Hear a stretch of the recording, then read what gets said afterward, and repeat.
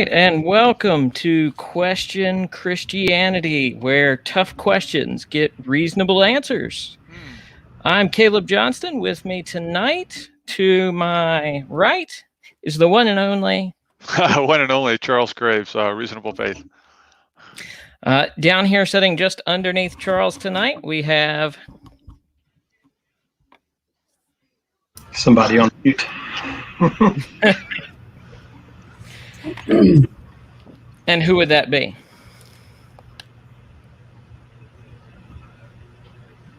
Looks like he's frozen. No? Yeah, he's a little frozen, maybe. Well, it's Kevin Smith. Hello. And Yeah, that's Kevin right there. yeah, and you, sir, who are you? Hi, I'm Pete. Pete Good. Pleasure to be here. Glad to have you, Pete. So tonight we are back with Happy Hour, where we take your questions. So if you have questions, throw them in chat. We love to hear from people and like to interact with people. So please feel free to drop any questions you have on any topic. First thing we're going to discuss tonight, though, is this subject of manifesting. Or maybe we should manifest ourselves. What do you think? So this is the topic that came up. I think one of you got who brought up the topic of manifesting. I did. Heard it on White Horse Inn, I think. And what exactly is manifesting for our unfamiliar listeners? Wow, I want to let Kevin answer that one, but basically it's positive thinking, creating reality by positive thinking, controlling the universe, probably oversimplifying it, but manifesting is to make something happen by the way that you think or positively think about something. Yeah, so they get this term from sort of an occult metaphysical worldview where they believe that everything you really want, infinite supply, already exists in a spiritual realm, so to speak. Reality is actually perfect and full, but we live in perception, and in order for us to experience all the goodness that awaits us, we need to tap into that other dimension or realm and manifest, that is, make the ideal enter our reality. And you do that by various positive thinking or positive speaking affirmation techniques that are supposed to bring all the goodies into your reality, your experience. It's based on really a 19th century movement called New Thought that was the precursor to New Age. So this reminds me a lot of a popular book I've seen out and around at a bunch of the Goodwills called The Secret. And I saw that it was also linked to a relatively new, romantic movie of some kind that came out that was largely structured around this whole The Secret. Yeah, The Secret, according to that book, which is a rehash of the old 19th century works, actually. The Secret is a metaphysical law called the law of attraction. It rules the universe. Things manifest or are attracted to you based on your positive or negative thoughts. So if you have problems, you attracted them by your thinking. Likewise, if you prosper, it's due to using this law of attraction, whether you knew it or not. So, but once you know this secret, you can consciously direct a better reality for yourself. So it's not, originally it's not just psychological in that obviously if you think about things and plan, it'll change your behavior and you will do things to maybe improve your life. That's merely psychological, and there's some truth to that, but the actual philosophy is that you literally create reality. Okay, so this, just to be clear, because I have a feeling that some people are going to be somewhat surprised to hear that this whole idea or movement is not really that new. No, very old. America has a long sort of subterranean occult tradition. One of the major historians of religion, Catherine Albanese, has said it's really the third stream of religion in America. You know, there's the conservative and liberal forms of theology with all their tributaries, but most religious history of America books leave out this third stream, the harmonial or metaphysical religious stream, which includes all sorts of occult ideas. We could do a whole show on just how extensive and popular that always has been in America. Interesting. But it just doesn't get the same academic coverage, although that's changed in the last 20 years significantly. But, most people are just aren't aware of how prevalent these ideas have been. But if you watch Oprah, you're already getting a dose of that. Literally, her favorite books are what would fall under this new thought category. Okay, so, well, let's say I'm interested in this manifesting, and it sounds like you guys are trying to like rain on my parade here. You've got your spirituality, I've got my spirituality. Like, what does it matter? Are they really different? Can I do both? Like, who cares? Yeah, Christians would hopefully answer it differently than others, but not necessarily. I'm tempted with 3 or 4 rabbit trails here, so I'm going to let you adjudicate for a moment before I launch in. Then let me throw one extra question in here, and my wife's probably going to love the fact that I'm going to bring this up. How does this kind of relate to the Sapir-Whorf or Shapir-Whorf theory that someone's language and it talks more about your language and your understanding actually shapes the reality around you? I'm not sure if you're familiar with that, Kevin.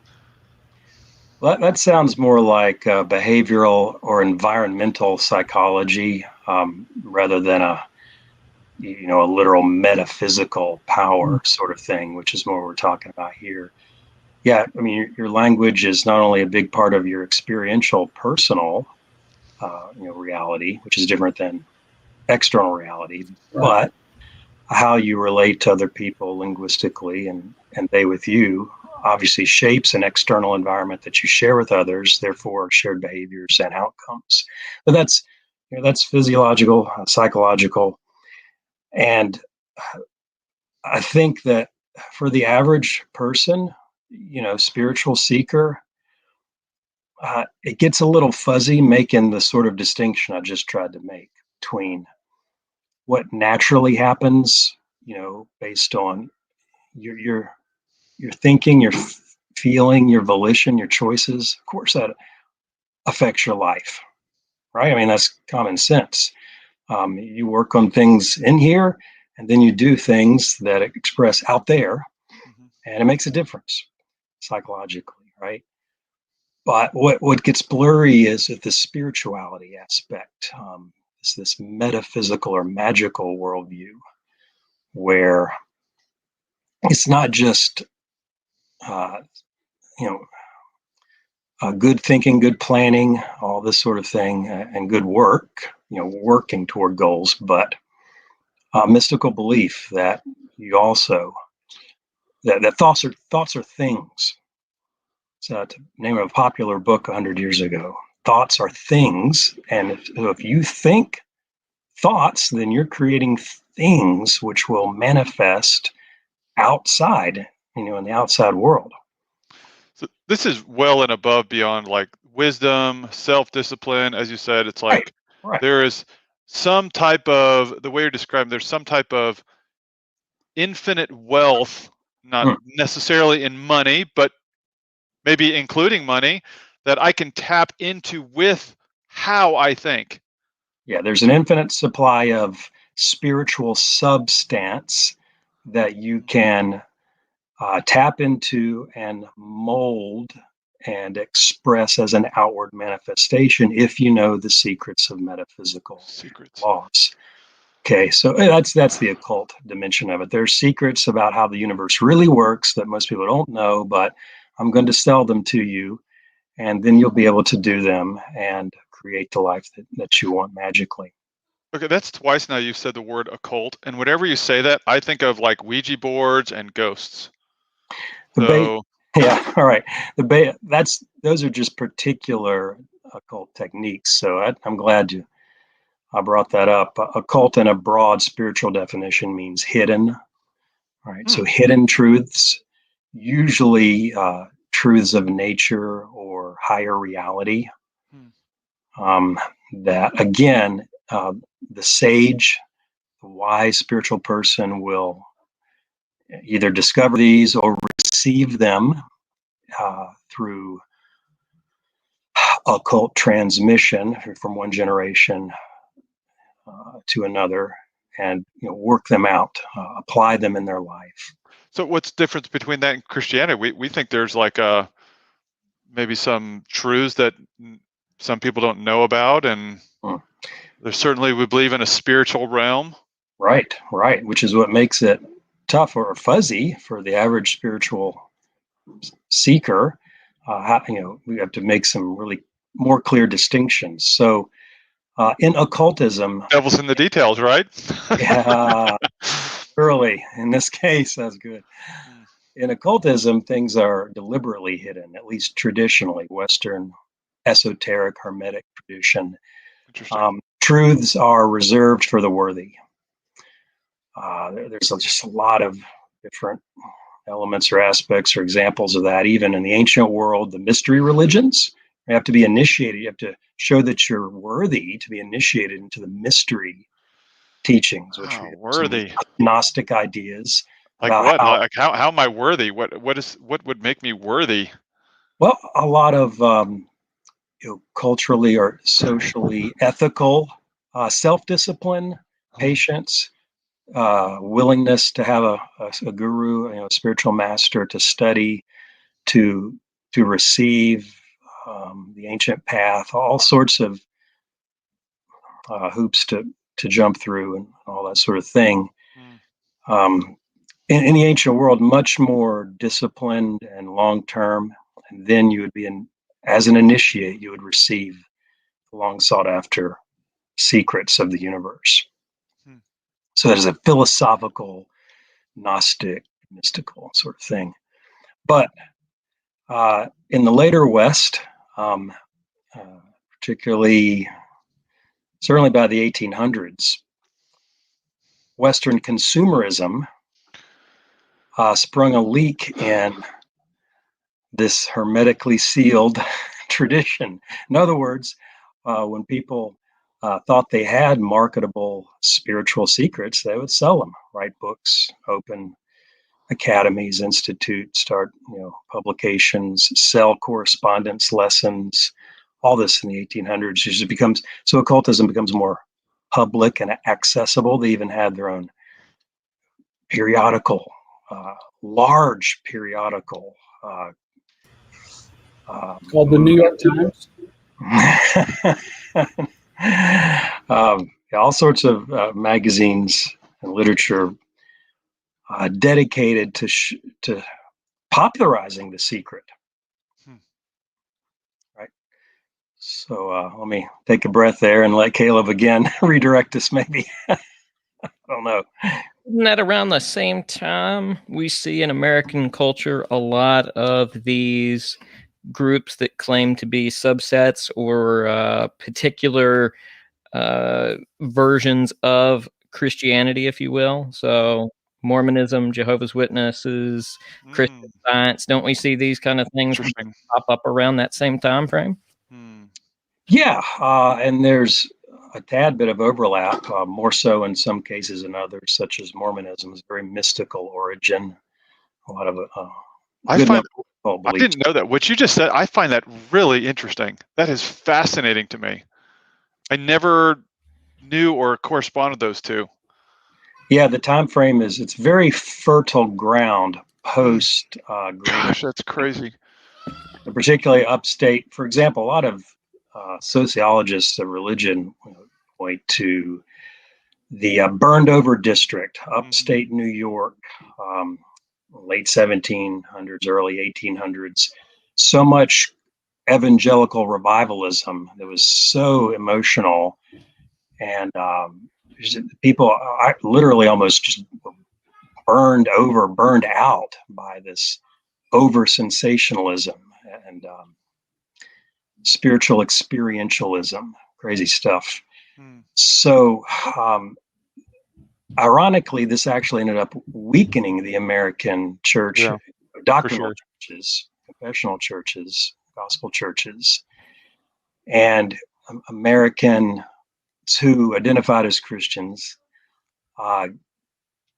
came to expect something different out of Christianity than what Orthodox Christianity really could or should deliver. So all these, as a fertile moment for cults or new religious movements to emerge during that period. Some of them having some occult trappings, others not. But yeah, that's a good insight, Caleb. So now that we've given people some of the history of kind of where this came from, and how it's kind of developed and infiltrated various things within culture, is it safe to say that we're seeing the same thing, kind of that it's infiltrating a more popular level at the church? Yeah.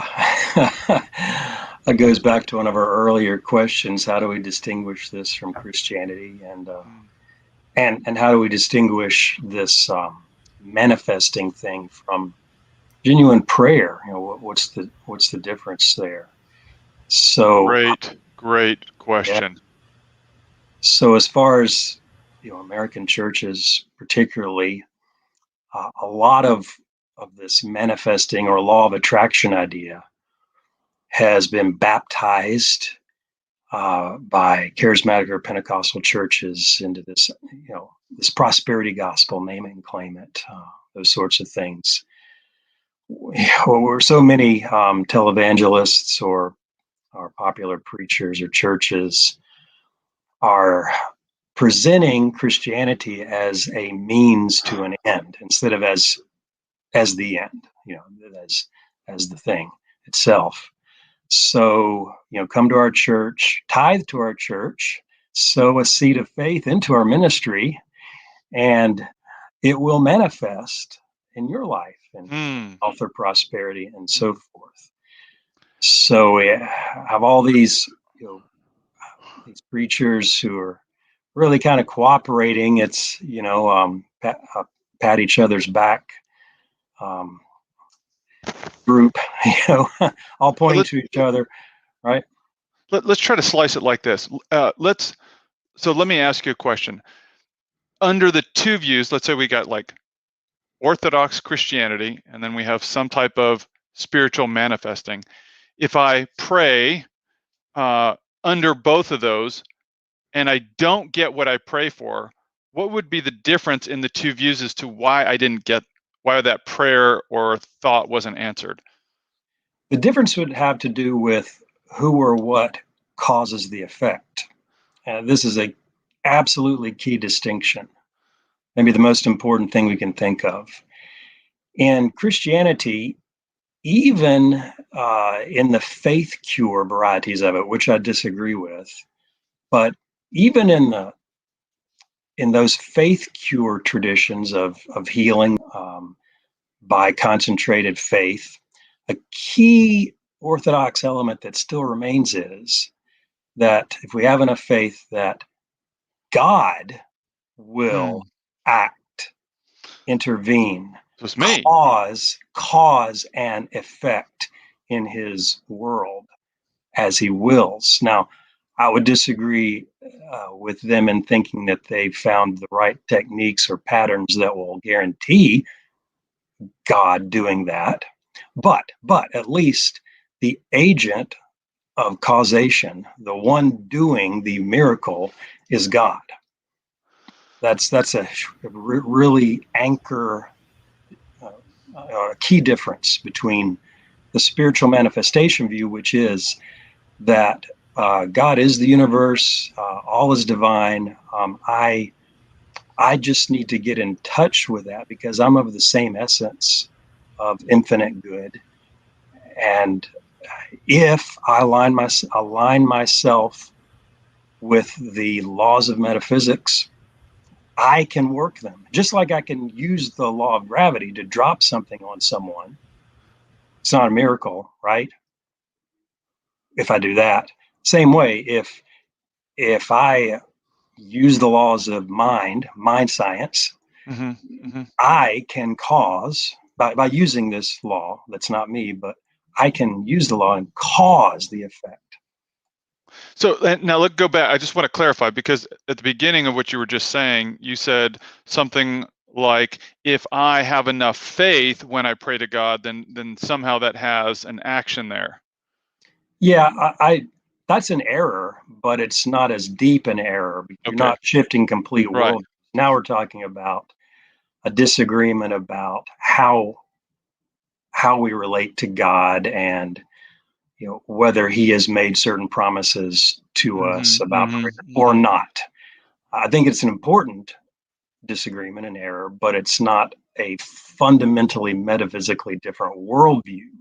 Yeah, So that's what I wanted to nail down first, I guess. It's like right, and I get what you're saying. Like, I mean, there's certainly a difference between praying to a God and maybe the amount of faith that you bring to it does or doesn't have whatever, Right. as to just having power in my own thoughts that is I'm directing to some universal force, impersonal force. It's But almost that as if said, I was just like, but that said, it's like, well, I'm hoping people are seeing that although there is an important distinction there, like categorically, they feel very similar. And I think that most people have a really hard time distinguishing them, and that's why they get mixed together as a syncretism in American Christianity, because people just haven't stopped to think through these really important differences. These things really shouldn't mix. They don't logically, ultimately, if God is sovereign in any sense, then the law of attraction is false. Right. And so Can't that, both to be me, true. this is why this is so key and so important, because I mean, as Orthodox Christians, what we want to say and what God has taught and showed us is that we might have faith as small and insignificant as a mustard seed, and yet praying in a small amount of faith to a great and mighty God, he, in his wisdom, might still answer. It might be yes, might be no, but like, it's not depending on me on how much faith I bring to my prayer. Right. Or It's if all I've on God. I might have a mountain of faith and pray in all, like, fasting, and I just bring this amazing, and I truly do have an amazing amount of faith, and yet my prayer still denied because I don't have the wisdom of God, and he sees that it is best that prayer is not answered. Right. And certain American churches would have a real problem admitting what you're saying, and what is correct. I agree with you. Is a problem. Yeah. So we need a robust prayer life. And, honestly, on the other hand, the reason the aberrant forms of Christianity, as I'll call them, that buy into this stuff, the reason they get so much traction is because maybe some orthodox and sound and solid churches drop the ball on the urgency of deep and devout prayer life. And so we may have a rigorous theology and a shallow spiritual passion. So I think when we do that, when we're shallow in that area, we're allowing, Walter Martin, the cult expert from the 70s, right? He said the cults are the unpaid bills of the church. It's like where we're not paying attention, somebody's going to come in and offer something more attractive. Where we're, and so it's important. It's just in my mind as I'm listening to you talk about this, it's such a shame because on one side, whether or not you're on the Christian, but you're trying to, so to speak, force God with the amount of faith you're bringing to something, or you're just praying like that prayer time that you're doing, it's almost like a trap. Like I got to try harder. I got to think harder. I got to really be serious about this. I need to continually do this. As to the other side saying, I may have a weak faith here, but I'm praying to a God that I know who loves me and will answer wisely my prayers. And then maybe yes, maybe no. I may not even be asking for anything. I'm like developing this relationship. I'm more likely to be changed than changed. It's just, gosh, it's just to me, it's just like one is just like almost like a closing vice of a trap, where I'm struggling and trying. And the other one is so freeing. It's like, God, and I can't tell you how many times I have prayed, Lord, I'm praying for this. I really don't know. This might really be a bad thing. Seems wise to me, but I just have faith that you're going to answer this in the right way. And that is so freeing because sometimes you don't know what to pray for. You said the other view, it sounds like it could become like a crushing thing or a vice. And I really agree with that. But you know why? One of the ways I first got interested in this topic, 1989, is because how much it was hurting some other churchgoers that I knew secondhand. Somebody came to me, he's like, man, some people are struggling with this because their tradition, they've been told over and over again, if life's not working for them, it's because they don't have enough faith. And, they're not working the program correctly. Gosh, and that's their only measure of spirituality, was whether they're prospering, physically and materially. They've been set up in 2 or 3 directions. This really deeply affected me because not only of that tension, but then what happened next, which was the inevitable. They had to come to make a choice. There's several of these folks who are struggling with this, and some of them finally got honest and realized this garbage doesn't work. The only person getting rich here, is the person who talked me into giving the money. All right. But they couldn't distinguish that from Christianity, and so they became atheists. The others doubled down, deeper denial, and said, no, it does work. All is perfect in my life. I'll carry on. They kept their positive confession. This is quite a trap because you can't voice a skeptical question, a critical thought, because that's the opposite of affirmation. That's negation. So once you're in, you can't. It's really hard to get out in that sense. So those are the two deeper cultism, mind control cultism, denial of reality on the one hand, and then on the other hand, just throwing God away entirely because this junk isn't. This stuff doesn't work, and that's what Christianity is. Therefore, there's no God. Neither one of them were willing to take the actual solution, which was God's not wrong, and this stuff isn't right. The theology was wrong. And it destroyed them. In either direction, it destroyed them. What is that like for someone to go in day out and just be? Maybe I don't know what it's like, but I can envision someone just being scared of what they might think accidentally. Like, oh no, I can't think that. And certainly don't say it. Certainly don't say it. I actually had friends who were terrified when they accidentally said something negative. They would actually then have to say something like cancel. I mean, it was and we joked about that later, but it's actually just tragic. Yeah, right. Yeah. The amount of the Fear. weight of this, the complete misdefinition of faith. Right. So then it just drives me back to God, where it's like, I'm not scared to pray the wrong thing to God. I mean, Yeah. gosh, look at the Psalms. I mean, you see David pouring his heart out in some of those Psalms. You're like, wow. But I mean, that's just honest prayer. And I'm not saying I try to err when I pray, but I'm not scared to pray because, well, God even says that His Holy Spirit will pray for me. Like, my prayers are horrible. Like my best, most awesome, eloquent prayers, garbage. They're garbage. But I'm not relying on my eloquency. I'm not relying on the right words, thee, thou. I'm relying on God Himself, who has said He loves me and that I should pray to Him. Man, that's free. It's like the opposite. It's like, oh, thank you, God, that I can pray to you in freedom. It's wonderful. It's amazing. So here's a great question that came in. Are some cultures more susceptible to mysticism?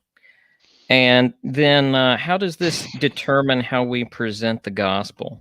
Oh, it's a really good question. Wow.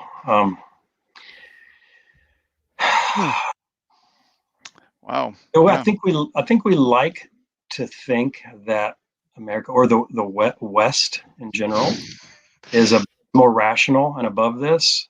Like to think so. Maybe there was a period in which that was true, but really the longer I look at history, the more skeptical I become of, that we're exceptional in some way. I really, it's a really good question. It's hard because the answers that maybe spring to mind at first, I'm not sure how accurate they are. I think we have to treat people as individuals, and I think one thing I've learned from you guys is letting each person tell their story, because they're more than a culture or a background. And if I'm talking to someone who believes in the law of attraction, I'd probably be tempted to, have an encapsulated response to that. But I should avoid that temptation probably and listen to their version of what that means to them. But if this question is more about it, just evangelism in general, I'm not sure. Yeah, I'll tag on and just say what I see. I think is less. Well, I don't know. I guess cultures would be a word to use to describe it, but I think it's more where a culture is at a given point in time. So you see this period of time in the 1800s where there's a lot of political and social upheaval, and I think it just creates kind of the right environment for some of this fungus to take hold, if you will. And I think we're largely seeing the same kind of thing right now within culture, how we're seeing the radical divide between the right and the left, and there is no in between. There's very little middle ground. And you see this on a number of different issues. And so I think maybe there are some periods of time within a given culture where maybe it's easier for this kind of mentality to sink in and to have hold, because people are searching and seeking for things of a spiritual nature to get their life back on track. Nobody's enjoyed COVID. Mental health issues are going through the roof because we're all cooped up. And people want something that makes things better. Why not try the secret then? Yeah. Right. So why should they try? Let me rephrase it this way. Why should they try the gospel instead? Because it's true. And one of the things I think one of the things Caleb has hit on before, and I hear an undercurrent of this here, Because what Charles just said is a no middle ground statement, and I will say I agree with it, that the gospel is true. The thing that I think Caleb is bringing to attention is to, in the listening to the other side, is to temper our words with grace so that we can have um, a winning method of speech. There's no winning somebody when we come across as dismissive to the point where it sounds insulting or somewhat condescending. On the other hand, we are required with bringing the gospel to people to bring them that truth and to do so on the platter of love. But we've been warned that these types of falsehoods are going to come. I mean, in 1 Timothy 4, it talks about how that there will be those who depart from the faith, devoting themselves to deceitful spirits and teachings. And then in that same chapter, Paul tells Timothy, be sure to bring these things before the church. And one of the things Kevin said is it's a bit of an indictment on the church that the church has not been teaching and training in good doctrine and good theology, even to the point where there's some pastors who are falling to the stuff. Mm-hmm. Yeah, that's happened for a long time. And I was thinking some more about the comment question that was posted when we were in China. The culture is different in that it's actually very westernized now in the big cities and capitalistic, even though it's a communistic government. People trade freely and all this sort of thing. They're very materialistic. So the big cities in China right now, it was a different experience because of their past culture, a lot of superstition, mysticism, ancestral spirits, that sort of thing. I'm thinking to a couple of encounters I had with a translator. They're very interested in Americans and talking to Americans. They love Americans, they really do.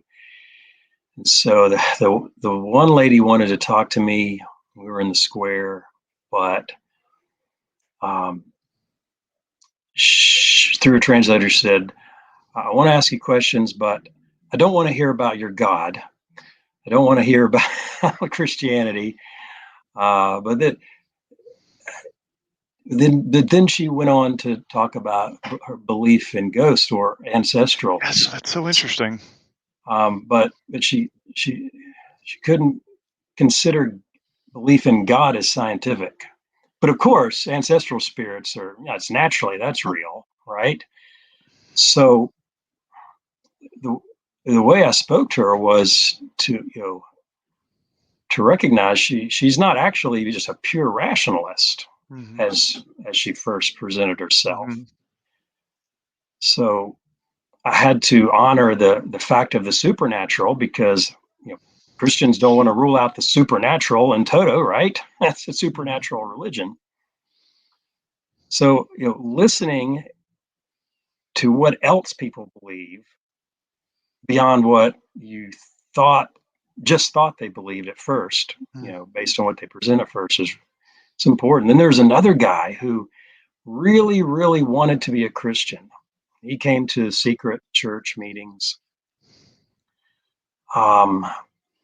He had read the Bible. He really, really wanted to be a Christian. He believed it was true, but he couldn't become a Christian because he had not yet had the right supernatural experience of hearing God audibly or a visible encounter with God. Because he read that Moses had this experience, and he actually gave himself as an American named Moses. That's very common in China for Chinese people who speak some English to give themselves an English name. when they talk to English speakers. So he called himself Moses, and he demanded of me to prove Christianity was real, not just true, but real, by praying that he could have a Moses encounter like Moses. And I told him through a translator, I don't think you want to have that experience. But so again, it wasn't just about truth claims. Here was a spiritual experience demand that he wanted. Just like I keep thinking of Matt Chandler. You are not David. You are right, not Moses. Exactly. That was before that sermon. I wish I would have had that one on time. It was 2013. But right, so that's what hung him up. He has to have this experience. So he'd come in contact with some version of Christianity that promised power encounters, divine encounters. So the truth of it being demonstrated was irrelevant. Gosh, it's so interesting. It's so interesting. The reality of it is different from the truth of it in his view. That's not the first time I've ever heard somebody say, "Hey, I want to see an actual miracle and I want real evidence of it right here in front of me." Right, because that's the only way we can know things or believe things, which is not consistent. But sure, I mean, we can. There's a guy who once said that experience is not the best teacher, but it is the most thorough. And if you genuinely experience the voice of God, it would, talk about having a moment where you need to clean your pants out. I have a feeling that that's exactly what you would encounter. Right. There aren't any fluffy encounters with God in the Bible. So it just we talk about rational. I mean, of course, I think we're all going to agree on this, but Christianity historically is rational. Like, I mean, that's part of what we do here is we point back to history, point back to historical evidence, philosophical argumentation, and we're being the most rational based on things outside of ourselves when we say and make the claim that Christianity is true. And I guess that's why I think it's so fascinating that rational people will then turn to something that has none of that. Like I don't. Well, maybe I'm not. I don't want to speak for them, but I would be very interested to hear the same type of rational, historical, philosophical argumentation for the truth of manifesting. Right. The closest you could get to that would be some abstract philosophical arguments for monism or idealism. And some of the more thoughtful ones are aware of that, although they're almost always really mishandling the history of ideas there. But they know enough of it that it sounds pretty good to them. Okay. But if you were to pit one against another and stating, as we have, that the two are mutually exclusive, so they both can't be true. Right. It still seems to me, of course, I'm on this side, but truly and most rationally, it seems like we win that just based on the evidence. So I'm reading on a Yes. site about manifesting, and there's some do's and don'ts. Okay. And I love the first don't is don't expect exactly what you want to just drop in your lap. Now, granted, we kind of say that same thing. You have not. You receive not because you don't pray, and when you do pray, you pray amiss. People are going to say that, well, that's basically the same statement, Kevin. Come on, Charles. What's up with that? How are those not the same statement? Well, it's a little complicated, but part of the problem is this internal contradiction in this manifesting worldview. All right. So sometimes they'll talk as if the universe answers you. And the universe will give you what you ask of it. But universes don't do that. Impersonal forces don't listen or care. Yeah, man, it's right. So what we have here is similar to atheistic morality, is a worldview that's riding the coattails of Christianity, all right, wanting to get the perks that come with Christianity without the foundational commitments. Without the moral implications. Mm-hmm. Right. So you can't talk to the universe in a personal way if the divine reality is an impersonal force. You just can't have it both ways. But they want to have it both ways because there is this intrinsic, not only the cultural inheritance of Christianity in the West, where we think of prayer as personal, but there's just this intrinsic, I believe, human desire for personal connection to God. However, the other thing that's intrinsic to us in our fallen, sinful state is the desire to do that in order to control or manipulate God. So there is a sense in which the manifesting movement gives modern sinners just like the perfect package. I've got my sense of a personal being that's listening out there, but I have no accountability, no responsibility, and the whole thing works to get me what I want in my experience. It feels and sounds like the best of both worlds to them. So they're not going to spend a lot of time investigating why it's a logical self-contradiction to hold that. Why? Because modern Americans are also pragmatists when it comes to truth. Truth is what works for me. Truth is what works. We have a lot of threads going here, but I mean, that's what's happening here. I mean, there's a lot of factors into why it's attractive, why people don't think about what's wrong with it rationally. Ironically, because a lot of people are attracted to it also, beyond the TikTok people, but people who are serious about it consider themselves more scientific than traditional Christians. In fact, some of them call it scientific Christianity.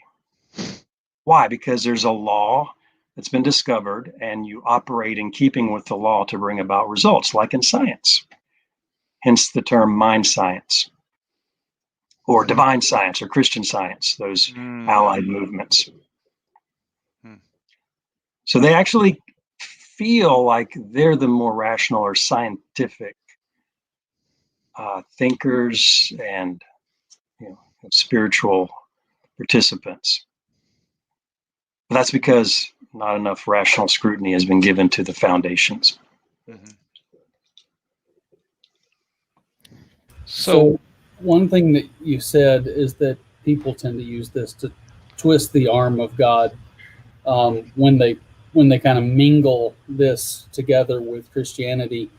I would just call out that I think we do that as Christians. Even Orthodox Christians tend to, if I'll just give up this pet sin, or if I'll behave better, God, will you do so? I mean, I don't want to say that it's all people who are doing the manifesting or all these other new age practices. I mean, it's rampant even within. Yeah, but the difference is that when they do it, they're doing what their faith system is outlining for them to do, and when Christians do it, they're doing the opposite.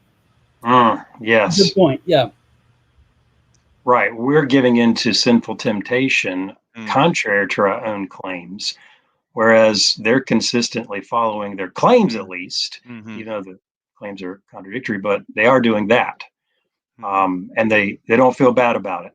The problem is that the philosophy has infiltrated many, many churches who they have no concept of greed anymore, no shame in pursuing self-interest. It's just all baptized, in spiritual, biblical sounding language, cherry-picked Bible verses to create a spirituality wherein they can continue to be carnal, but feel spiritual about their carnality. See, there's the morality. It's like I want the spirituality, but I don't want the morality. And you can do that when the power isn't a person, when it's just a force, because forces don't have morality. Nope. They're just directed by laws, right? Mm-hmm. Yeah. Well, So this is kind of depressing. We've talked about this creeping Wait, into the it's church. positive. It's positive thinking. cancel. So, what's the cure for Christians who've maybe gotten sucked into this, or maybe they see it and they say, you know what, I don't see the problem with trying to positively think about these things. Now maybe I recognize, there's some internal flaws here, but what's the cure for this within a church? What are the elements that need to be brought to the table in order to begin correcting this bad theology?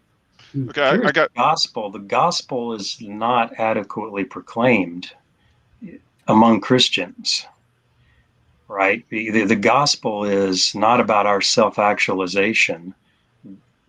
God himself is the good that we get. Mm-hmm. God is the gospel. Ultimately, he's not a means to getting something better.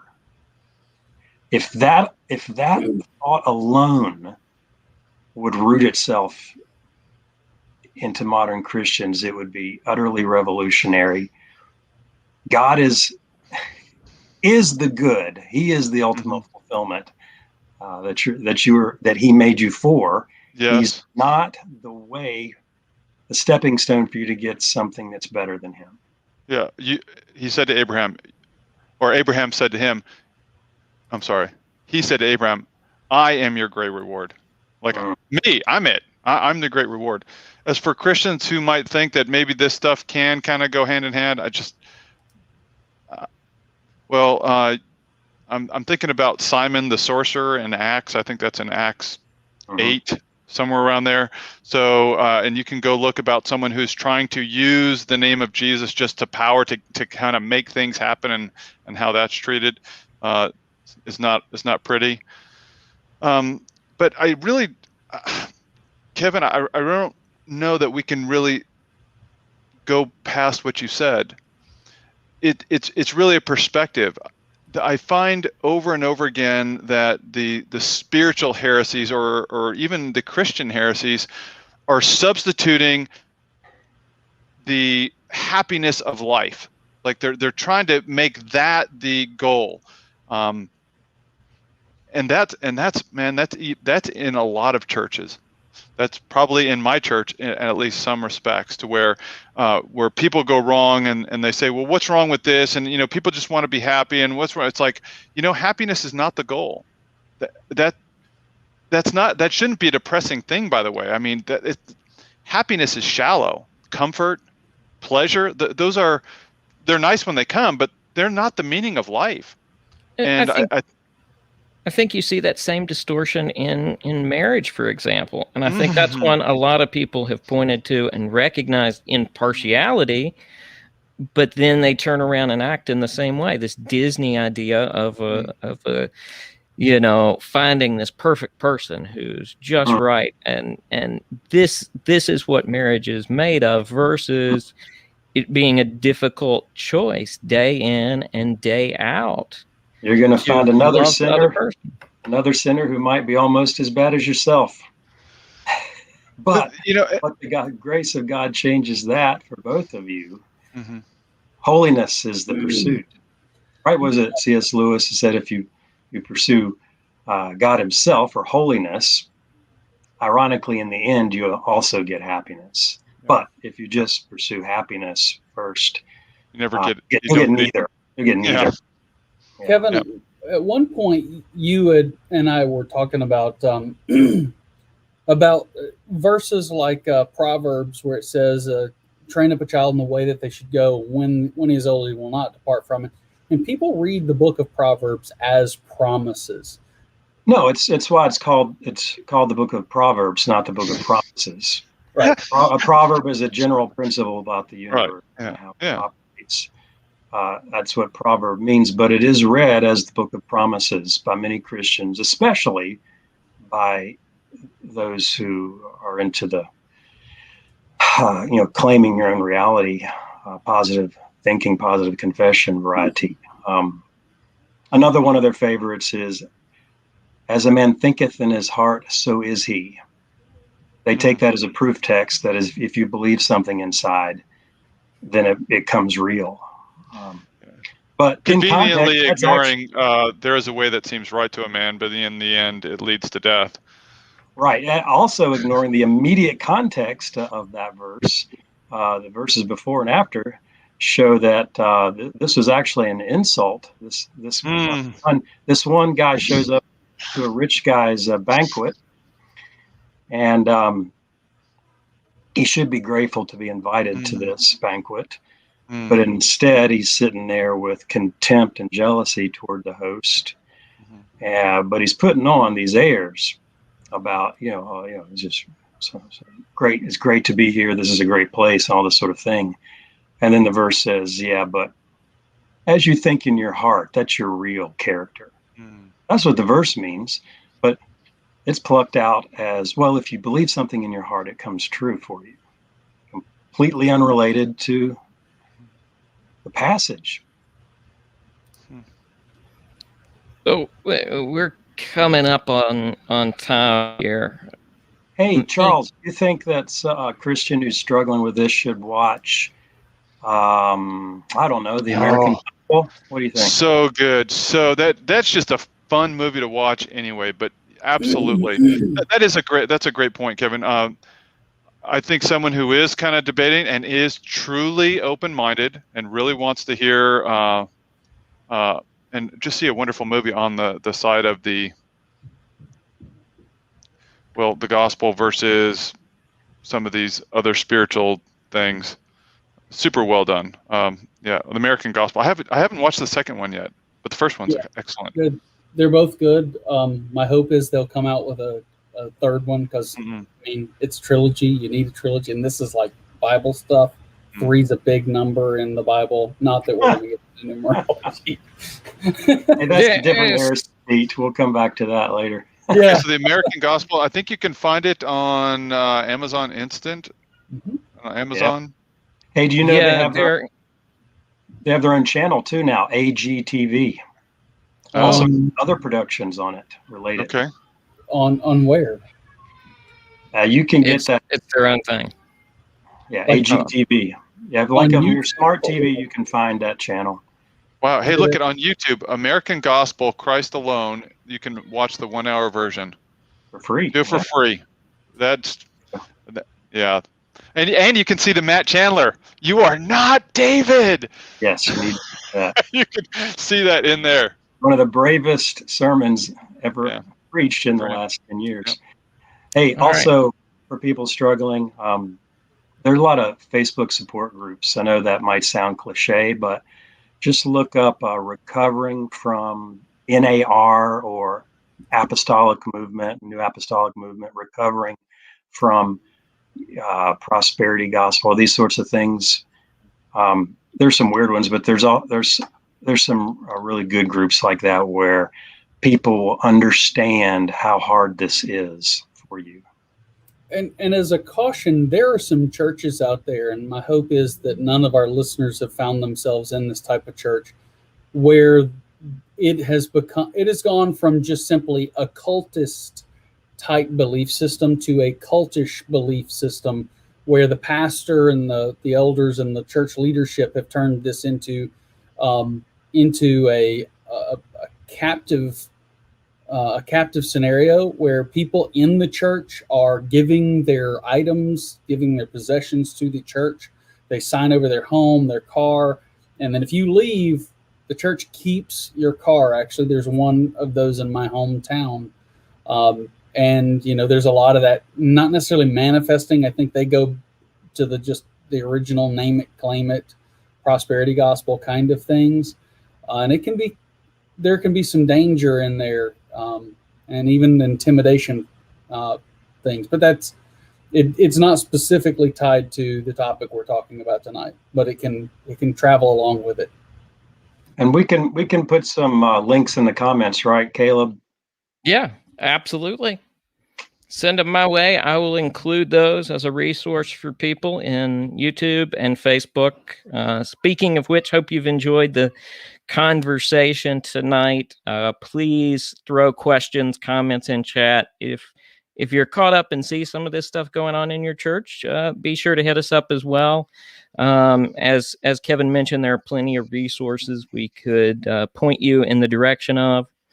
So please let us know what you think. Give us all your comments, questions.